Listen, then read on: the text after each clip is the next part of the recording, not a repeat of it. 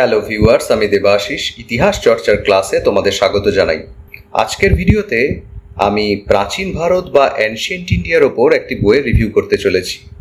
অমিত্রাক্ষর প্রকাশনী থেকে এই বইটি প্রকাশিত হয়েছে এবং এই বইটি লিখেছেন স্যার বিশ্বজিৎ বিশ্বাস।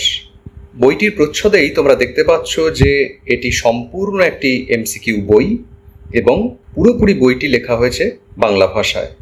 এখানে বলা হয়েছে যে স্কুল ও কলেজ সার্ভিস সহ অন্যান্য চাকরির জন্য নির্ভরযোগ্য পুস্তক। তো আমরা আজকের আলোচনা থেকে জানতেই পারবো যে সত্যিই এই বইটি কতটা নির্ভরযোগ্য বা কোন কোন পরীক্ষার্থীদের জন্য এটি বিশেষভাবে কার্যকরী হতে পারে। যদিও এখানে বিভিন্ন পরীক্ষার উল্লেখ করা হয়েছে, যেমন ইউজিসি, নেট এবং সেট, কেভিএস, এনভিএস সহ বিভিন্ন সেন্ট্রাল গভর্নমেন্টের পরীক্ষা, এছাড়া ওয়েস্ট বেঙ্গলের এসএসসি, এমএসসি, ইউপিএসসি, আইএস বা আইপিএস। এবং তোমরা দেখতেই পাচ্ছ যে এখানে বলা আছে যে চ্যাপ্টার ওয়াইজ কোশ্চেন এবং আনসারের সংখ্যা প্রায় 4000। প্রথমেই বইটির ভলিউম একটু দেখে নেওয়া যাক। তোমরা দেখতেই পাচ্ছ যে বইটি কিন্তু যথেষ্ট মোটাসোটা এবং এর যে পেজের কোয়ালিটি তাও কিন্তু এক্সিলেন্ট।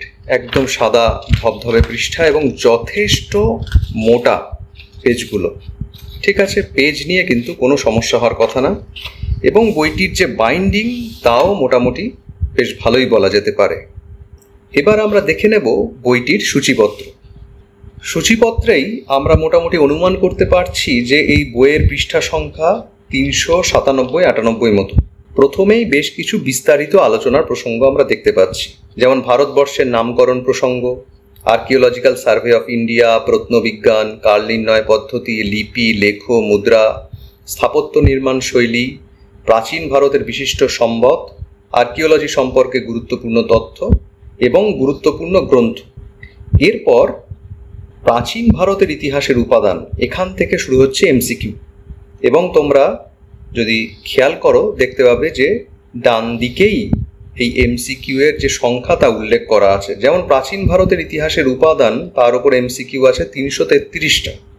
এই যে প্রাগ ঐতিহাসিক এবং প্রায় ঐতিহাসিক যুগ, এমসিকিউ 259।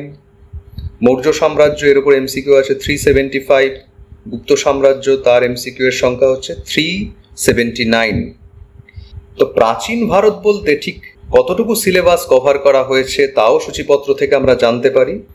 প্রাচীন ভারতের ইতিহাসের উপাদান দিয়ে আলোচনা শুরু হচ্ছে এবং ভারতীয় সংস্কৃতির বিদেশে প্রসার, তার আগে দক্ষিণ ভারত, পরবর্তী গুপ্তযুগ, এই হচ্ছে মোটামুটি এই বইয়ের টোটাল যে সিলেবাস যেটা কভার করা হয়েছে। এবার বইয়ের ভিতরের অংশ একটু দেখে নেবার চেষ্টা করি। যেমন প্রথমেই ভারতবর্ষের নামকরণ প্রসঙ্গ। ভারতবর্ষ, ইন্ডিয়া, হিন্দুস্তান এই রকম নাম কেন হয়েছে এই দেশের, তার উপরে সংক্ষেপে এখানে আলোচনা করা হয়েছে।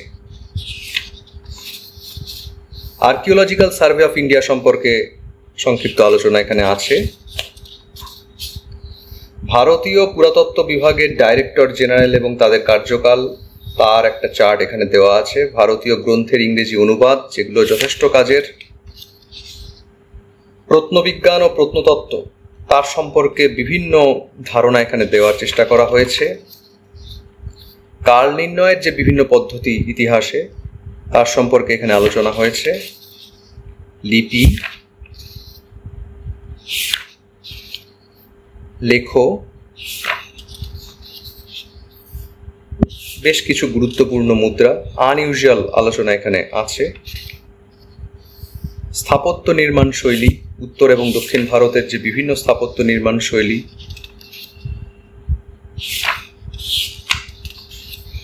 প্রাচীন ভারতের গুরুত্বপূর্ণ সম্পদ,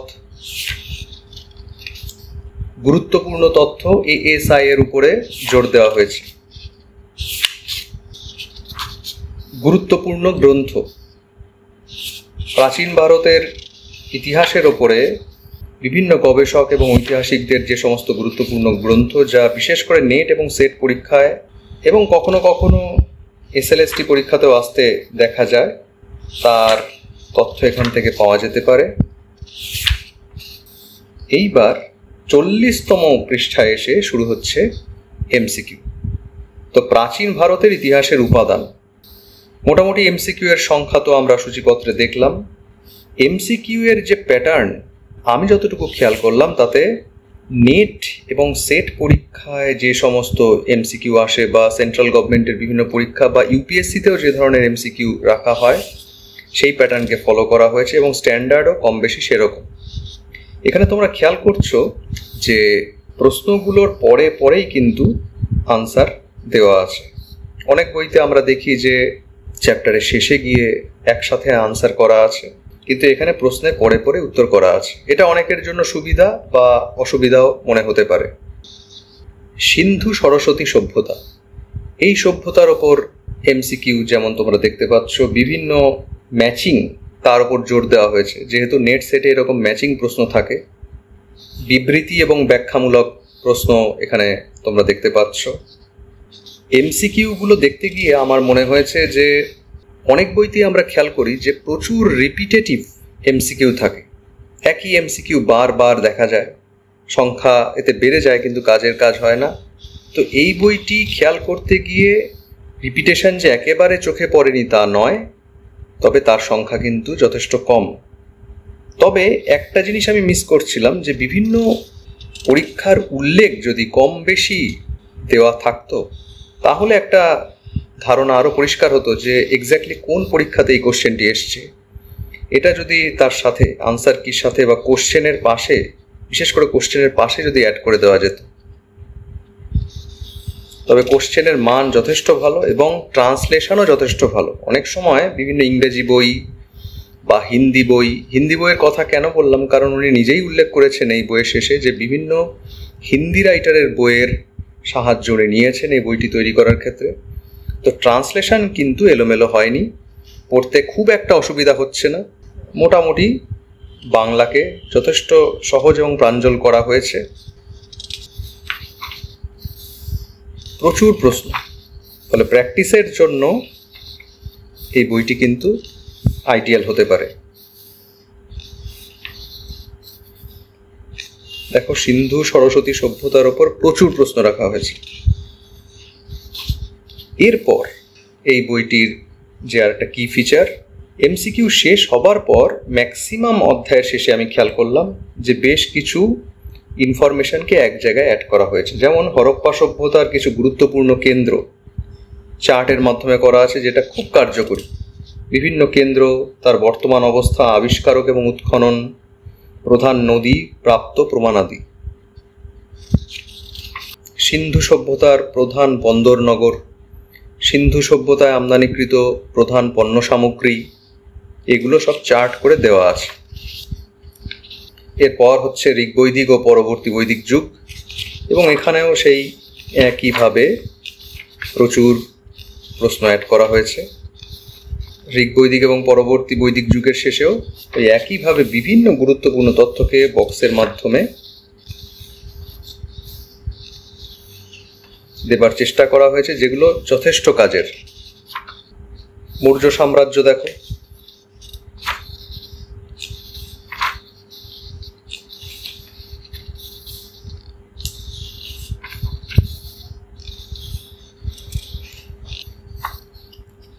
তো এইভাবেই মোটামুটি প্রচুর সাফিসিয়েন্ট গুরুত্বপূর্ণ বিভিন্ন পরীক্ষার প্রশ্নকে এখানে সংযুক্ত করা হয়েছে এবং প্রশ্নের মানও যথেষ্ট ভালো। তো এই হচ্ছে মোটামুটি বইটির সামগ্রিক পরিচিতি। বইয়ের একদম পিছনে তোমরা স্যার বিশ্বজিৎ বিশ্বাস, ওনার ছবি এবং ওনার পরিচয় সম্পর্কে জানতে পারবে। উনি একজন উচ্চ মাধ্যমিক স্কুলের সহশিক্ষক। দীর্ঘদিন ধরে উনি নেট এবং সেট পরীক্ষার্থীদের কোচিং দিয়ে থাকেন এবং সেই অভিজ্ঞতাকে কাজে লাগিয়েই কিন্তু এই বইটি উনি তৈরি করেছেন। এবং যেটি শুরুতেই বলা উচিত ছিল তা হচ্ছে বইটির প্রাইস। তোমরা এখানে লক্ষ্য করো, বইটির দাম এখানে রাখা হয়েছে 700 টাকা। তা আমি ওনার সাথে কথা বলেছিলাম, উনি বললেন যে ডিসকাউন্ট করে বইটির দাম 550 টাকা মতন পড়তে পারে। তো এবার কথা হচ্ছে যে এই বইটি কাদের জন্য কার্যকরী বা কতটা ভ্যালু ফর মানি, এবং এই বইটির কোন কোন দিককে আরও ইমপ্রুভমেন্ট করার জায়গা ছিল, বা এক কথায় বলতে গেলে এর কি কি ড্রব্যাক আমার চোখে ধরা পড়েছে তা একটু আলোচনা করা যাক। তাহলে হয়তো বইটি কেনার আগে তোমাদের সিদ্ধান্ত নিতে আরও সুবিধা হবে। আমার ব্যক্তিগতভাবে মনে হয়েছে যে বিশ্বজিৎ বিশ্বাস স্যার নেট এবং সেট পরীক্ষার্থীদের কথা মাথায় রেখেই বেসিক্যালি এই বইটা কিন্তু তৈরি করেছেন। যদিও এখানে উল্লেখ করা হয়েছে যে স্কুল সার্ভিস পরীক্ষার কথা, কিন্তু যারা স্কুল সার্ভিস পরীক্ষা দেবেন তাদের থেকেও নেট সেট পরীক্ষার্থীদের জন্য কিন্তু এই বইটি বেশি এফেক্টিভ হতে চলেছে। কেন আমি কথা বললাম? প্রথমেই তোমরা সূচিপত্রের দিকটা আর একবার দেখো। স্কুল সার্ভিস কমিশনে প্রাচীন ভারতের যে সিলেবাস আছে তাতে এই বইয়ের সব অংশ কিন্তু কাজে লাগবে না, এবং এখানে যে ধরনের প্রশ্নের ওপর বেশি জোর দেওয়া হয়েছে স্কুল সার্ভিস কমিশনের পরীক্ষায় কিন্তু সেই ধরনের প্রশ্ন সাধারণত আসে না, বা বলা যেতে পারে এখনো পর্যন্ত স্কুল এবং মাদ্রাসা সার্ভিস কমিশন একটা যে এমসিকিউ প্যাটার্নের পরীক্ষা নিয়েছে তাতে এই ধরনের প্রশ্নের ওপর কিন্তু কম জোর দেওয়া হয়েছে। ফলে আমি যারা স্কুল সার্ভিস কমিশনের জন্য প্রিপারেশন নিচ্ছে বা নিচ্ছেন তাদের জন্য এই বইকে অন্তত রেকমেন্ড করব না। আর যারা নেট সেটের জন্য প্রস্তুতি নিচ্ছে তাদের জন্য কিন্তু এই বইটি যথেষ্ট হেল্পফুল হতে পারে। হ্যাঁ, প্রথমেই মনে রাখতে হবে যে এটি একটি এমসিকিউ বই বা বলা যেতে পারে প্র্যাকটিস বই। ফলে ধরেই নেওয়া হবে যে কোনো একজন পরীক্ষার্থী সে টেক্সট বই খুব ভালো করে পড়ে নিয়েছে, তার ধারণা খুব পরিষ্কার, তারপরে সে এই এমসিকিউ বইটি প্র্যাকটিস করছে। কেননা এই বইয়ের যে প্রশ্নের ধরন বা প্রশ্নকে এখানে যেভাবে সাজানো হয়েছে যে কোনো অধ্যায়ের ক্ষেত্রে তা কিন্তু যথেষ্ট এলোমেলো। কোনো ধরনের ক্রোনোলজি বা ঘটনা পরম্পরাকে এখানে মানা হয়নি। যেটা মানা হয়েছে যে নির্দিষ্ট অধ্যায়ের জন্য যত রকমের কোশ্চেন এখানে ইনক্লুড করা সম্ভব তা করা হয়েছে। এই ধরনের বই তাদেরই প্র্যাকটিস করা উচিত যাদের ওই চ্যাপ্টার সম্পর্কে পরিষ্কার ধারণা আছে, তবে গিয়েই সে কিন্তু এই বই থেকে সুফল পাবে। নচেত এই ধরনের বই যদি প্রথমেই কেউ প্র্যাকটিস করতে যায় তাহলে তার ইতিহাস সম্পর্কে ভীতি ক্রমশ বাড়তে থাকবে এবং সে বিষয় থেকে ক্রমশ দূরে সরে যাবে। এবার যে কথাটি তা হচ্ছে বইয়ের প্রাইস। 700 টাকা বইটির মূল্য ধার্য করা হয়েছে। যদিও 550 টাকায় বইটি পাওয়া যেতে পারে, তথাপি আমি বলবো যে শুধুমাত্র প্রাচীন ভারতের ইতিহাসের ওপরে যেখানে বইটি লেখা হয়েছে সেই রেসপেক্ট থেকে 550 টাকা এই বইটির জন্য কিন্তু একটু ওভার প্রাইসটি বটে। যদি এটি অন্তত 350-400 টাকার মধ্যে হতো, অথবা এই দামে প্রাচীন এবং এর সাথে সুলতানি ও মুঘল যুগকে অ্যাড করা যেত, তাহলে ছাত্রছাত্রীদের বেশি সুবিধা হতো। বা অনেক সময় দেখা যায় যে এই রকম প্রাইসেই এই ধরনের এমসিকিউ বই প্রাচীন মধ্য আধুনিক ভারতের সম্পূর্ণ সিলেবাসের ওপর বিভিন্ন পাবলিশার থেকে বেরোচ্ছে। ফলে সেই কম্পিটিশনের কথাও কিন্তু স্যারকে মনে রাখতে হবে। আরও কতগুলি বিষয় আমার চোখে পড়ল। যেমন তোমরা খেয়াল করো এই লিপি প্রসঙ্গে এই যে বোল্ড করে করে যে সিন্ধু লিপি, ব্রাহ্মী লিপি, খরষ্টি লিপি লেখা হয়েছে, বা পুরো বইতে যে বোল্ড করে যে অংশগুলোকে দেওয়া হয়েছে তার যে ফন্ট, এই ফন্টটাকে যদি অ্যাভয়েড করা যেত, অ্যাভয়েড করে যদি সিম্পল কোনো ফন্টকে ব্যবহার করা যেত তাহলে পড়ার ক্ষেত্রে বেশ সুবিধা হতো। আমার কিন্তু যথেষ্ট অসুবিধা মনে হয়েছে এই ফন্টটি। তো পরবর্তী সংস্করণে আমার একটি অনুরোধ থাকবে যে এই ফন্ট যদি চেঞ্জ করা যায়। দ্বিতীয় যে বিষয় তা হচ্ছে স্পেস ম্যানেজমেন্ট। এই বইটির সঠিকভাবে স্পেস ম্যানেজমেন্ট যদি করা যেত তাহলে পৃষ্ঠা সংখ্যা কমানো যেত, এবং পৃষ্ঠা সংখ্যা কমানো গেলে বইটির দামও হয়তো কমানো সম্ভব হতো। যেমন শুরুতেই তোমরা খেয়াল করো, এই হচ্ছে প্রথম পেজ, দ্বিতীয় পেজ সম্পূর্ণ ফাঁকা। আচ্ছা, 3 নম্বর পেজে প্রাচীন ভারত এমসিকিউ বই, কোন কোন পরীক্ষার জন্য, প্রকাশকের নাম। এর পরের পেজটা খেয়াল করো, প্রাচীন ভারত এমসিকিউ বই, শুধু এখানে লেখকের নাম। তাহলে এই পেজেই আমি কেন বিষয়টা লিখলাম না? তাহলে একটি পেজ কিন্তু আমার বেঁচে যেত। এরপর তোমরা দেখো কিভাবে পেজের মিসম্যানেজমেন্ট হয়েছে। আমি বললাম যে বিভিন্ন চ্যাপ্টারের পরে বেশ কিছু গুরুত্বপূর্ণ ইনফরমেশনকে অ্যাড করা হয়েছে এবং সেই ইনফরমেশনগুলো যথেষ্ট কার্যকরী। যেমন এটা হচ্ছে ঋগ বৈদিক ও পরবর্তী বৈদিক যুগের শেষের যে ইনফরমেশন, বেদ সম্পর্কিত কিছু গুরুত্বপূর্ণ তথ্য এখানে ছোট্ট একটা চার্টে অ্যাড করা হয়েছে। তারপরে ফাঁকা স্পেস। এরপরে দেখো এই বক্সটা এবং এই বক্সটাকে পাশাপাশি এখানে রাখা যেত এবং এখানে এই যে 4টে চার্ট এই পেজে রাখা হয়েছে, শুধু এইটুকু জায়গাতে এটা করা যেত, পাশাপাশি 4টে বক্স করে, এক্ষেত্রে বোঝা যাচ্ছে। ফলে যেখানে কম্পিটিটিভ বইগুলির বিভিন্ন প্রকাশনীর এত প্রতিযোগিতা, সেই জায়গায় এই ধরনের আমি বলবো মিসম্যানেজমেন্ট অফ পেজ, সেটাকে যদি অ্যাভয়েড করা যেত তাহলে বইয়ের যে কস্ট কাটিং সেটা কিন্তু করা যেত। আর স্যারের প্রতি আমার আর একটা রিকোয়েস্ট থাকবে যে কোনো অধ্যায়ের কোশ্চেন যদি উনি একটু ক্রোনোলজিক্যাল অর্ডারে সেগুলোকে সাজানোর চেষ্টা করেন, তাহলে যারা বইটিকে নিয়ে চর্চা করবে, অধ্যয়ন করবে, তাদের অনেক বেশি হেল্পফুল হবে। তাদের এমসিকিউ পড়তে পড়তেও কিন্তু ওই চ্যাপ্টার সম্পর্কে একটা ধারণা বিল্ড আপ হবে। এবং চেষ্টা করা উচিত যে সহজ প্রশ্ন থেকে ক্রমশ কঠিন এবং জটিলতর প্রশ্নের দিকে যাওয়া। তো যদিও এটা একটা কঠিন কাজ, কারণ বিভিন্ন পরীক্ষার যেহেতু প্রশ্নকে উনি অ্যাড করেছেন, ফলে আমি মানছি যে এটা যথেষ্ট কঠিন কাজ, কিন্তু যতটা সম্ভব হয়, বা উনি বলেছেন যে এর পরবর্তীতে ওনার আরও কিছু সুলতানি মুঘল যুগের উপরে বা আধুনিক ভারতের উপরে বই আসতে চলেছে, তো সেই জায়গাগুলো উনি যদি দেখেন তো বেটার হয়। আর একটি বিষয় আমার কিন্তু ব্যক্তিগতভাবে খুব একটা প্রাসঙ্গিক মনে হয়নি, তা হচ্ছে এই প্রত্নবিজ্ঞান এবং প্রত্নতত্ত্ব সম্পর্কে যে সমস্ত তথ্য এখানে দেওয়া হয়েছে, তার মধ্যে বেশ কিছু ভুলও আমার নজরে এসছে। যেমন এখানে কোরিওগ্রাফি বলা হচ্ছে যে অঞ্চল বা এলাকা বা কোনো স্থানের অধ্যয়ন, এটা আমার সঠিক মনে হয়নি। ডিপ্লোম্যাটিক, ঐতিহাসিক দস্তাবেজের অধ্যয়ন ও বিশ্লেষণ, এটাও আমার সঠিক মনে হয়নি। বা এখানে ফিলোলজি, প্যালিওগ্রাফি, নিউমিসম্যাটিক্স এই সম্পর্কে যে সমস্ত কথা বলা হয়েছে এখন ইন্টারনেটের যুগে, এগুলো আমার মনে হয় না খুব একটা প্রাসঙ্গিক। কারণ যারা আগ্রহী তারা জাস্ট গুগল করলেই এই জিনিসগুলো খুব সহজেই পেয়ে যাবে, বা কিছু কঠিন শব্দ থাকলে তারা ডিকশনারি কনসাল্ট করতে পারে। এটার জন্য কিন্তু এই বইয়ের এই জায়গাটা দখল করানোর কোনো প্রয়োজন ছিল বলে আমার ব্যক্তিগতভাবে মনে হয় না। তো যাই হোক, বইটির যদি সাম আপ করা যায় তাহলে আমি বলবো যারা বাংলা মাধ্যমের ছাত্রছাত্রী, বাংলায় প্রস্তুতি নিচ্ছে, বেসিক্যালি নেট এবং সেট পরীক্ষার জন্য এই বইটি কিন্তু হাইলি রেকমেন্ডেড। হ্যাঁ, শর্ত একটাই যে তার টেক্সট বই খুব ভালোভাবে পড়া থাকতে হবে।